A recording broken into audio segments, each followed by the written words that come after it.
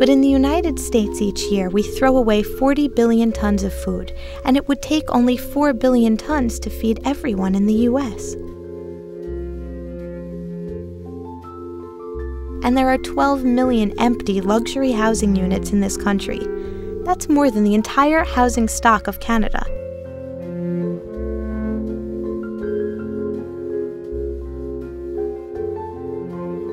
So what is to be done? This is a very big country, and the scale and scope of poverty and economic deprivation and so forth is very big. So to have a big problem resolved, you got to have a big solution. I think that we need a movement of regular people, poor people. Para acabar con toda esta injusticia que existe en el trabajo. We need this movement for folks to be able to become educated.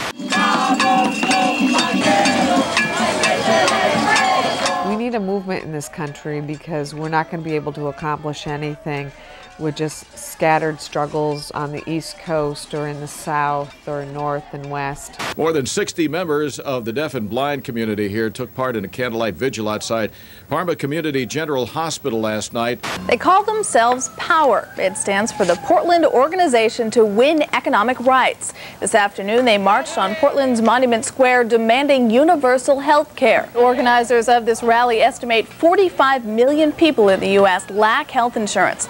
The United States is the only major industrialized nation without a universal health care system. We all have to really begin to come together, not just here in the U.S., but we have to cross borders and link up with the poor around the entire world, because the enemy meets across borders and will stop at nothing to get the cheapest possible labor and to make the highest possible profits. Never before we've had such wealth in human history as we have now in this country, and so the question of elimination of poverty is possible and doable, but it will take a mighty, mighty organized movement with a dedicated purpose of abolishing poverty and providing opportunities for all people. That's what we need a movement for.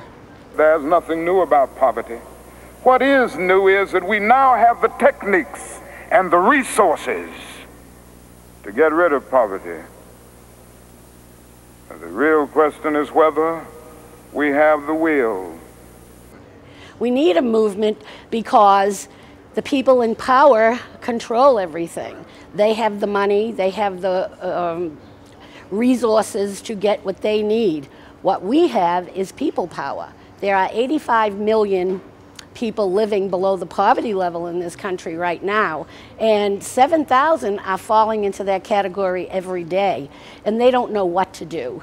They internalize it and blame themselves, when in reality, this is our planet. God put us all on this planet to share equally, and that's what this campaign is about. A campaign is a series of activities to coordinate the actions of many people. We're going on this side, we're going on this side, right over here. How did we get 10,000 people to defy the Philadelphia police? Did they all just wake up one morning and say, "Let's go protest in Philadelphia"? No, it is because of the campaign. A campaign is a series of activities to coordinate the actions of many people. Coordinates allow us to name a specific position and help us get to where we want to go. G3. Bingo!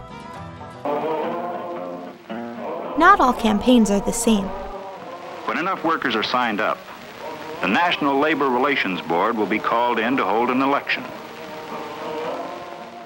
The goal of an election campaign is to get as many people as possible to mark the same box. No one will know the results until the last vote is cast. The goal of a military campaign might be to seize some land.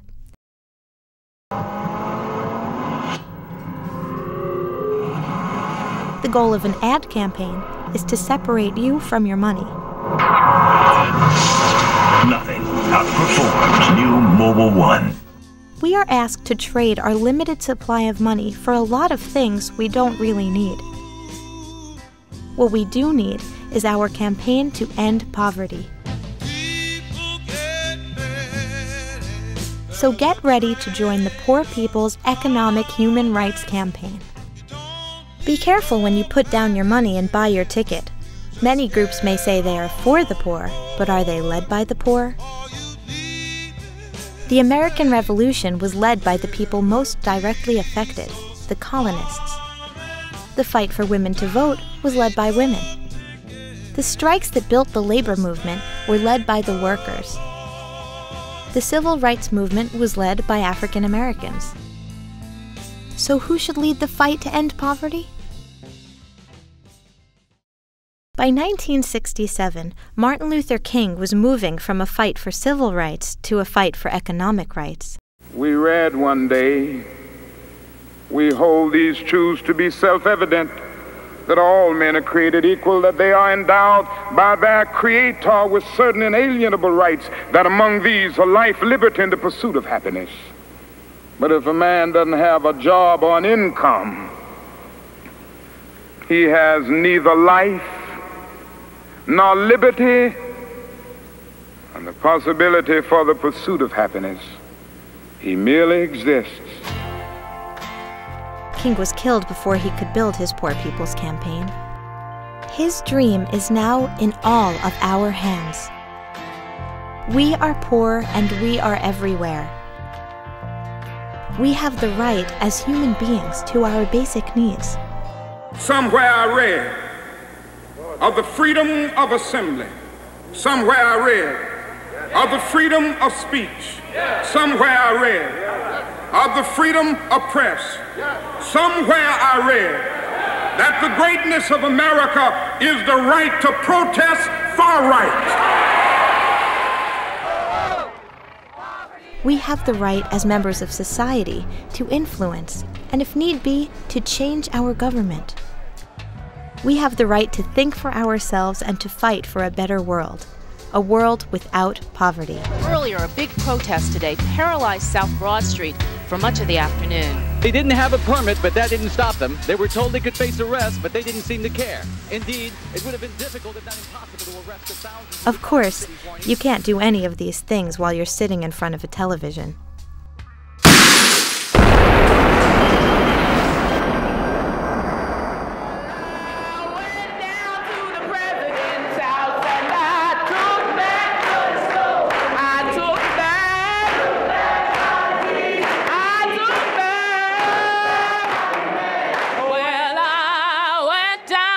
President's house and I took back what he stole from me. I took back my dignity.